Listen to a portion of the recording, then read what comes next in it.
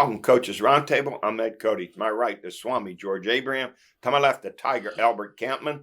Let's go to Spotlight. Girls Volleyball, PIAA Finals 4A. The North Allegheny girls won their 8th straight and 11th overall PIAA title with a 3-1 win over Springford.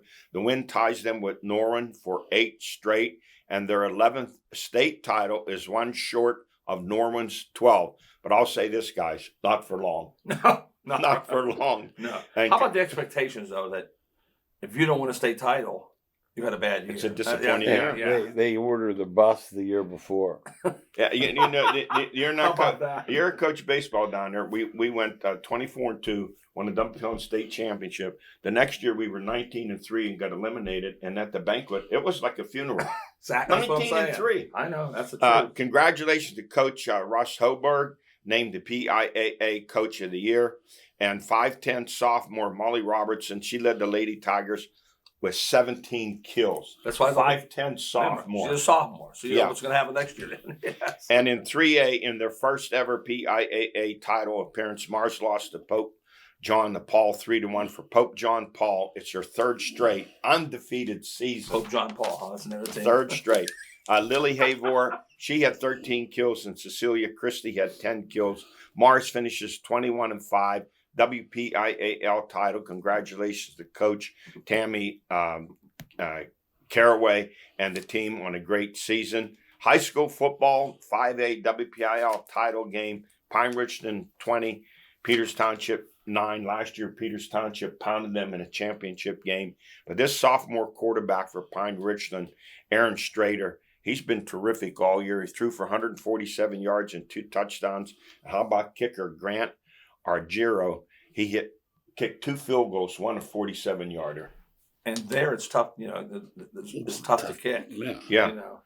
Now, the win was the Rams' 9th WPL title and the 2nd for Coach John Ladon at Pine Ridge. And he also has one under his belt at Penn Hills. He's done a terrific job here. No drop-off. No drop-off. When he first went there was complaints. I remember the complaints. Yeah. And, they're not complaining now. Yeah. Remember, they lost their first couple games. Yeah. And he switched quarterbacks. Yeah. Switch court and then Went to the Wildcat. Yeah. Went to that Wildcat and pounded everyone. Uh-huh. Yeah. Hey, next for Pine Ridge 11-1, they take on Bishop McDevitt 12-2. You have to play Both that the night. running backs are Division 1. For Bishop Yeah. McDevitt. Yes. Remember Ricky Waters? Yeah. Shady McCoy? Yeah, I remember. Yeah. But I'm telling you, Pine Ridge usually does well. Both So, play. wow, You know what I mean? he runs the defense and he Uh-huh. does a great job with them. Hey, in 6A, a couple weeks, Central Catholic 45, North Allegheny 14. The Tigers finished 10-2. Their only 2 losses. The Central started off the season with a brutal schedule. That's how you do it. When you know you're that When good. you know you're good for Yes, that's what uh-huh. you do. Yeah, good we point. should say something about that when we come to Pitt. Starting off the Mhm. season. In 4A, Thomas Jefferson 28, McKeesport 7, the 11th title for Coach Bill Cherpak. In 3A, they're every year. Avonworth 17, Central Valley nothing. And in 2A, South Park 21, Seton LaSalle 14. That's upset right there. Yeah, first Upset. loss for Seton You LaSalle. know, this Avonworth thing goes back about 5-6 years ago. They opened with Grove City, and they beat them badly up there. Mm-hmm. And I thought to myself, man, and all of a sudden, the last 5-6 They're minutes good in everything. could be long. They're good in everything. No, That's that's right. the key. They're just not good in Yeah. football. They're good in everything. Yeah, And Remember that? What they did? They both Grove City, George. Remember yeah, yeah. that? Yes. And in 1A, Fort Cherry 21, Clareton 20. First loss of the season for Clareton. A 2nd straight title for Fort Cherry. They got a program rolling there. Yeah, they got a quarter. I mean, they got. You know, Division that's what one. happens when you get that kind of player in a single A school. Mm-hmm. It's a dominant. And Sieg is that. He's that dominant. Does he have another year? Yes. He's 6'3". He has another year. 6'4". He's going somewhere for safety. Yeah. He's not going to play quarterback, but he's going to play safety. Bishop Guilfoyle was looming. No, Yes. there's no chance. No. When I tell you there's not a chance, Right. because Guilfoyle's just But they stomped on Westinghouse Westinghouse like weren't there. 56-15. Yeah. Right. I talked to my brother about him today. He said that they're the best They're team. that good. He's the best. They're the best team he's seen. Harris stories of the week. You remember when you were a kid, you're at grandma's house or your aunt's house, you went down the basement to play and they said, stay away from the mouse traps. Well, the Steelers didn't heed the warning. They went to the basement, Cleveland, the last place team, and they got caught in a trap, stuffed 24-19. as Lindy Lauro used to say, like lunch meat. And Miles Garrett, guys, he was just a one-man wrecking crew. Now, they have 3 sacks, another unassisted tackle, and a forced fumble. They had no answer for him. Not so much for T.J. Watt, who didn't have a sack and 1 solo tackle. I wish I had to watch how many times he's getting double teamed or triple teamed. Yeah. Because I just saw this 2 games in a row, he's been invisible. And for the Steelers to be as good as they can be, he's got to be Myles Garrett. He's got to be that guy. He has to be. He's making the money. $27 million a year. From what I hear, they were keeping a tight end and chipping. They said they got to move him around now. That's what I Like say. they used to move Aaron Donald. I would do that. Move him around, or load up the other side away from him. But I would move him around. I think that's the answer. Yeah. They're so vanilla defensively. Now they get away because they usually go Watkins a rush. They only rush 4 every play. Every play. They put 7 in the secondary all the time, and that's okay. They got 2 turnovers. I think the weather had something to do with the game. But personnel-wise, I watched the game personnel-wise. I don't see Pittsburgh like, wow. They're like when I watch Baltimore. You're right. Personnel. So when you bring up personnel, where's Mike Williams? Yeah, he's got one catch. Now, Connor Haywood's a nice special teams player, but you put him on the field and Patterson at the same time and some other tight end. What's his name? About Washington or something. No, not Washington. The other guy. I mean, you're putting them out on the field. They're not threats. They don't scare any defense. That's the way they play. That's the Steelers' way of doing it. But what are you doing with Williams? He never got on the field. I know. So Garrett now in 14 games of Steelers has 15 sacks. So they haven't figured him out yet. No, most teams don't, though. No. Most teams don't figure him out. He's 270 pounds. I saw him on a dead stop, jump up on a 5-foot plyometric. I've never seen anything that big in my life do that. Well, neither team had much of a running game. The Steelers had 120 yards, but only a 3.6 average. The Browns only 3.1. Wilson, you look at him, 21 of 28, 270 yards. That's a good game. One you should win with that. Jameis Winston threw for 218, an interception. His quarterback rating was just 76, but the coaching gaffes by the Steelers, and that's on Tomlin, an offensive coordinator, Smith, and the special teams, I give them all Fs. Just poor clock management at times. The Steelers on a 3rd and 6 leading 19-18, they had Justin Fields throw a long ball downfield. Why? I wouldn't have done that either. No. Why? And then Boswell to try a 58-yard field goal in that weather. And then early in the second half on a 4th and 1 at their own 46, Tomlin went for it. Fields, he had a 30-yard run.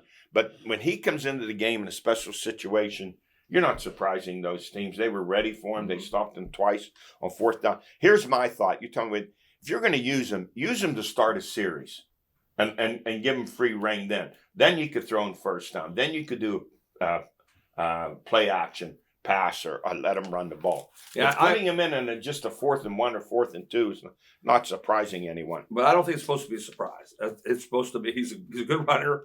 If the offensive line is the whole. He didn't even get to the line of scrimmage. Yeah, it's the ilk of all teams. If you have one, you're in. If you don't have one, you're out. Unless you have a Mahomes or somebody like or Field. I mean, Hurts. Now you look at trends: losses to the Colts, Cowboys, Browns, and a 1-point win over Washington, giving up long drives, game-winning drives. And the Steelers having trouble converting on 3rd and short, 4th and short. These are trends that through 11 games that are still there. And I know they're 8-3, but coming down the stretch, you need to do better than that. It's going to be hard for them. The NFL's hard. It's not easy. Every game you run, it's hard to win. I was just telling man I produced before the game with my high school teammate, and Ron Saul played 12 years, and he and his twin brother Rich used to say, when you play in the NFL, you're playing against the best of the rest. They don't care what the team's record is. It's hard. Like Kansas City beat Carolina. No. Who shot? They could have 5 losses. They could have 6 losses. Yeah. They pull games out. And Cincinnati could be 7-4 instead of 4-7. The Bears could be that way. It's just the way it is. When you put the game on at 10-4 on Sunday, there's 7 of the 9 games are one score. Well, think about winning 2 games without a touchdown. And 2 other games with only 1 touchdown. Mm-hmm. It's the NFL, and you better be ready every week. I said last time we were here. Yeah, the Browns said I don't think they're that good, and I still say that. I don't think they're that good offensively to do it. When you look at I wasn't surprised. No, they're not dominant. Did surprise, honestly, and you could tell from the line. Yeah. I was not surprised. I mean, it wasn't like Carolina beating somebody. I was not surprised the Browns beat them 4 out of 5 out there. In the last 7 games, the Steelers are going to Cleveland. The Steelers' record is 1-5-1. Yeah. That's it. Well, the most disappointing team in the NFL, right? Is Cleveland. Yeah. You look at their personnel. You're thinking, what is going on here? You look at their offensive line, defensive line, secondary. They got players. Do you know they were number 1 defense last year? That's why you got to listen to what you're saying. Really? Hey, say what category, George Pickens? The Browns are not a good team at all. Oh my God! I think the conditions kind of favored them today. Just put them in a pasture and say, be quiet. Yeah. Hey, but here's the greatest comment he made. The conditions played a huge factor in today's game, the conditions and the away game refs. Where are those refs from? Canton, Ohio. He said away game refs. Hey, now the conditions, what, the Steelers are from Palm Beach and the Browns are in the North Pole. Wait a minute. So the other day I'm watching this con at the end. So I happen to be watching some old film the other day, and I see this brawl break out at the end of Georgia Tech, Georgia. Oh. And guess who it was? It was him. Chuck Noll used to say, when you lose, say very little. Exactly. Say very little. The days of the coaches. When you win, say very little. Yeah, play the game. Like Chuck Noll and Lombardi and Paul Brown and Bill Walsh and Joe Gibbs. You never heard them say much when they lost. They didn't say anything at all. And they said even less when they won. The truth. Yeah, that's the thing. St. Louis would say even less when you look. They got a guy coaching in capri pants for Miami. I mean, I'm sorry. I can't take the dude seriously. I can't. He got those clam diggers on. I can't take him seriously. Hey, next, Steelers at Cincinnati 4-7. The Red Hot Joe Burrows, number 1 passing, 3,028 yards. Number 1 touchdown passes, 27, only 4 interceptions. But as hot as he's been, the defense just as cold. How about the offense averages 27 points a game? Mm-hmm. The defense gives up 27 a game. If they'd just been a few points better, this thing could be 7-4 or 8-3. No question. They're most dangerous. I told George. They're most dangerous if they happen to sneak in. I don't know if they can. Get hot. No. Nobody wants to play them. They can put up 28 like that. And not only them, I say right now the teams you don't want to play would be them, Denver, and Miami's getting them. Oh, Miami's got Tua back. I remember they played without him. Thursday's a huge game for Miami because if it's cold in Green Bay, it's bad for them. It's very. Hey, the Bengals are favored by 2. No one should be surprised. No. And the Browns 3-8. They're at 7-5 Denver.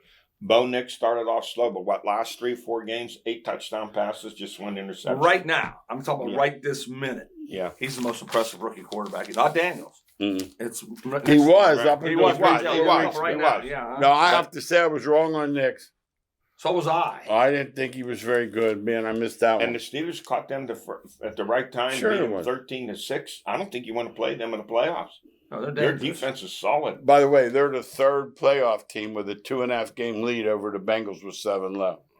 Well, hey, the Brothers Bowl, the Ravens 30 and the Chargers 23, and that 1-2 punch by Lamar Jackson and Derrick Henry. Going back to the Steelers-Baltimore game, Derrick Henry had 13 carries for 65 yards and disappeared in the 4th quarter and wasn't on the field on the 2-point conversion. I'd like an explanation. Well, that changed their season. It really changed their season. Yeah, because they came in the game last night saying, "We are going to ride this horse." Yeah, they said, and that changed their season. They looked at the film. That's what you do, though. Yeah. As a coach, look at the film and think, "We messed up." How does he? Now, let me ask you: how does a guy like that? You didn't need to watch that film to know he should have more than how many? 13 carries for 65 yards. How does that happen? I don't know. Remember, he fumbled the ball the first play against Pittsburgh. Okay, he did. Remember? Yeah, I do remember. And they were hitting them like crazy. I'm talking about, that's what the Steelers do. Yeah. They tackle. But he still averaged 5 yards a carry, but he... Well, I'm not disagreeing, but I'm saying that's what happened. No, that's good. No, that's what I want to know. I'm grabbing that phone and telling that guy in no uncertain terms to run the ball. How about his backup? Oh, the speed. Yeah. He had 51-yard touchdown run. Yes. And let's go to the power rankings. You guys jump in when you. I have number 1, Detroit. Easily. Thanksgiving Day, Chicago. Number 2, Buffalo. Next up, they're home with San Francisco. Number 3, Philadelphia. How about what they did? 37-20 over the Rams, and Saquon Barkley, 255 yards. The next game's with Baltimore. How about this? You don't want to miss this game. Good game. You don't want to miss it. Number 4, the Chiefs, 10-1. I know they're 10-1. You're right. But you have 5 losses. You put the ball in Mahomes' hand at the end of the game, you're going to lose. And that's why they're winning. He is that good. Yes, but he hasn't played good. I mean, that's what misses. But at the end of the game, he does. Yeah, it doesn't sound right me saying that. No, but he's still the most dangerous guy at the end of the game. Yeah, the numbers don't. But when you watch that game, like last week, he had that huge run late. Huge run. You know, that's a good point, George. That I always forget how good a runner he is too. He can run too. Yeah, remember that? You guys remember the last play of the Super Bowl? He and Reed were talking, and he said, "If it's I got it," he goes. Say that. Yes. I have number 5, the Vikings, 9-2. They keep winning. They have Arizona next. Good defensively. Yes, they're good defensively. Number 6, I have the Steelers, 8-3. Of course, they're at Cincy. Number 7, the Packers. It was a hard choice. I have the Packers. I would agree. I thought about that. The 38-10 over Frisco. Next up, they have Miami, like you said. The genius, Shanahan, so genius. Yeah. They continue to call him a genius. Yeah. I mean, he does that, but everyone has injuries. And if they didn't say how smart he was, I wouldn't mind it so much. Hey, and number 8, I have Baltimore in there. And number 9, the Chargers, now 7-4. Number 10, Denver. Yeah, you're pretty much 8, 9, and 10. Yeah, are all 3 that nobody wants to play. Yeah, and Miami, and I know 5-6. Now, other news: the Giants released Daniel Jones. Boy, they screwed that situation up royally. I know he struggled, but he didn't have any weapons. He clears the waivers. He's looking for a contending team. Minnesota or Baltimore? Baltimore. I was thinking Baltimore. Baltimore has players everywhere. The one question is they can't afford to get Lamar hurt. They don't have a suitable backup. They don't owe Jones any of that money, right? The Giants do. That's why they did it. So I'd look for Baltimore to maybe sign him. Al likes him. I'm a big. But that's not my thought with him. He's not look good though. Okay, he doesn't have numbers for sure. Right. But do you humiliate him? Put him on the 4th string. Put him on defensive practice. Come on. Wasn't this team with him and Saquon Barkley a playoff team? Eddie, a few years ago. Their offensive line is atrocious. Yeah, it doesn't matter who. Eddie, you coach football. If your offensive line, I don't even know their receivers. Neighbors, they got neighbors. Malik Neighbors is one. They got one coming out. But the problem with them is they had a decision to make, and they picked Dorby, and Dorby said, "Side Danny Dimes and let Saquon go." Well, look at Sam Darnold. He played with horrible Jets. Yeah, he fits the bill. He does the job, and the Vikings have a good defense. He fits the bill. Hey, college football, the collapse. Louisville 37, Pitt 9. 4th straight loss for Pitt after a 7-0 start. I don't ever remember that happening with the Pitt football team ever. It was 27-0 at the half, Louisville. Eli Holstein knocked out of the game with an ankle sprain. Banged up Nate Yarnell was replaced by walk-on quarterback David Lynch. Pitt's last 3 losses, they're giving up 180 yards a game rushing. They had little or no energy for Louisville. I'm not saying they quit, but the fight was not there. Next up, they're at 6-5, Boston College. The Eagles killed North Carolina 41-21. They're favored by 3.5. So when you look, we talk about schedule. So they feasted early on against Youngstown State, 70 points. Kent State, 55 points. And didn't St. Francis beat Kent State too? And then they went against Mercier's just beat Francis. Sorry. West Virginia's defense is terrible. Pitt feasted on them, and North Carolina too.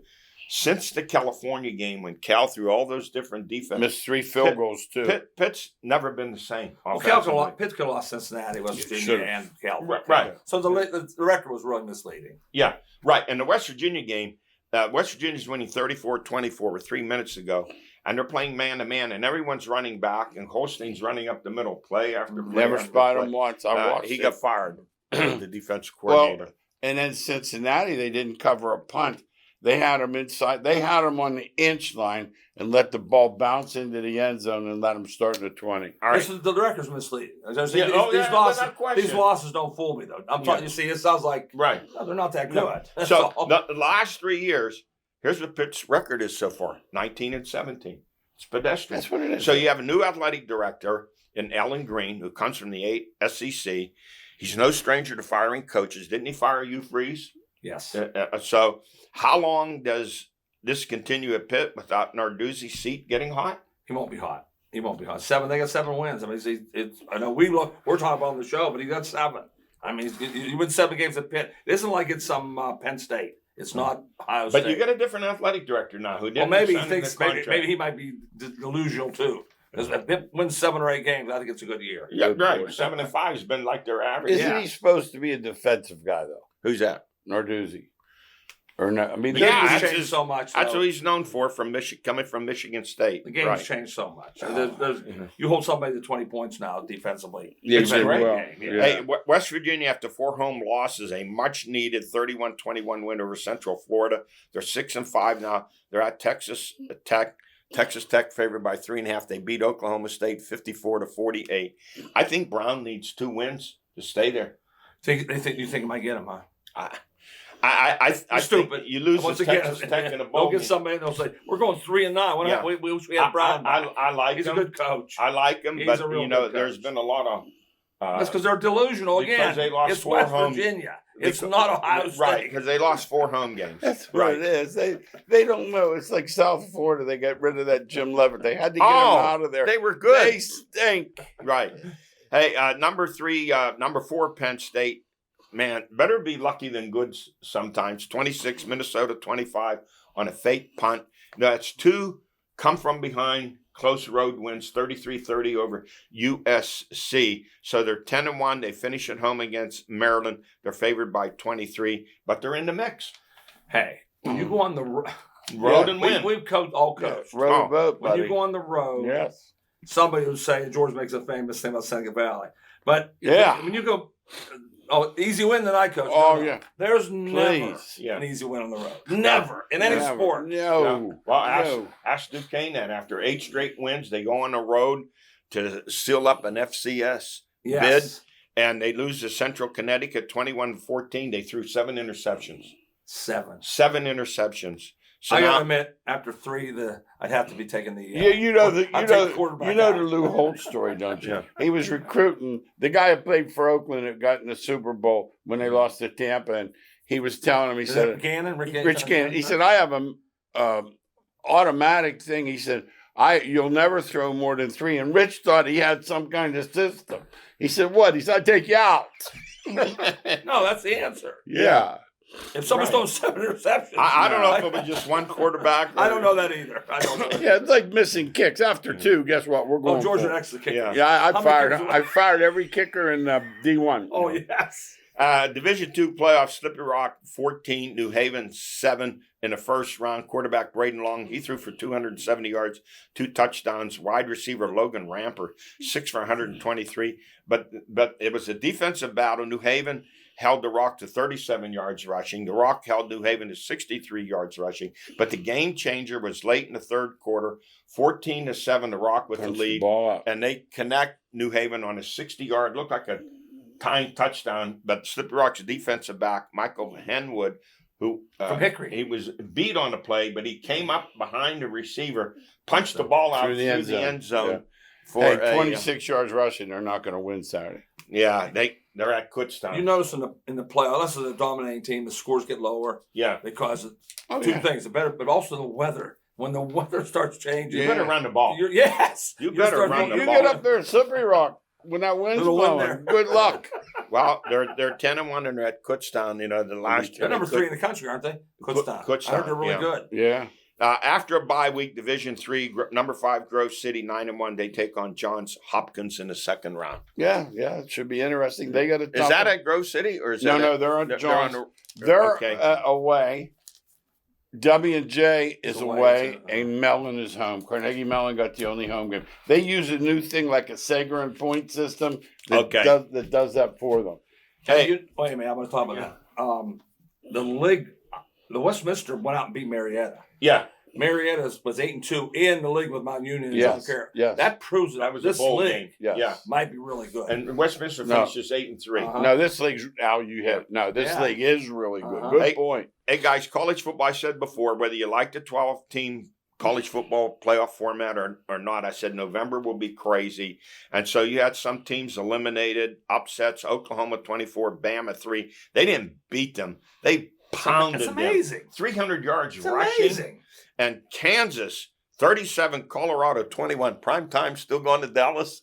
Cowboys. Yeah, he got Auburn 43, Texas A&M 41. They need by to the fix way, this overtime. Yeah, I hate it. See, It's I didn't know you ridiculous. were going to say that. Oh, I hate it. You don't realize till you remember the year Penn State, Illinois. Yeah.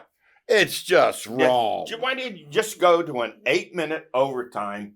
If you score first, the other team gets a chance. They don't score, it's over. If no one, how come we know? How come we know this? What this stupid? And you know, Van Pelt made a good point last night. I didn't realize this, but he's right.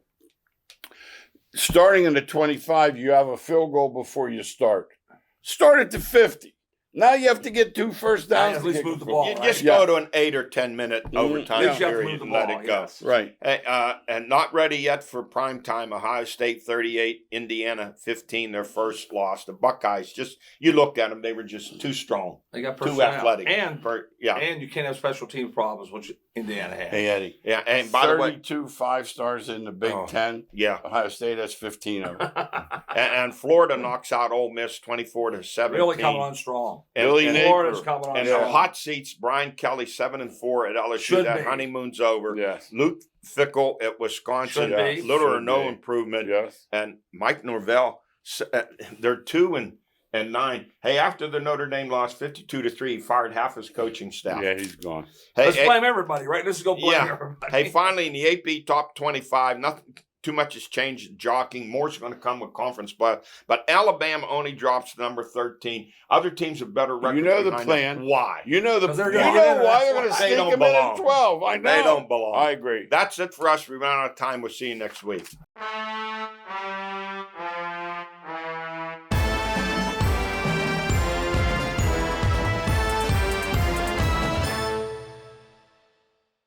What you doing? I'm gonna fix that toilet. A sledgehammer. Hey, you never know. Maybe we should call a plumber. No, I got this. At Armstrong Comfort Solutions, our professional plumbers and service techs are standing by to help with all your plumbing and HVAC needs. Everything okay down there? Maybe I should call Armstrong Comfort Solutions. Armstrong Comfort Solutions, where comfort is our middle name. Zoom from Armstrong presents Home Pass Heroes. Jim wants to know where his kids are at all times. What can I say? I'm a protective dad. The Home Pass app, free with Zoom's enhanced Wi-Fi, lets him set primary devices for everybody in the household or frequent guests. Now he gets an alert when his kids leave or his mother-in-law arrives. Be the hero of your network with Zoom's enhanced Wi-Fi and the free Home Pass app. Available on the App Store and Google Play.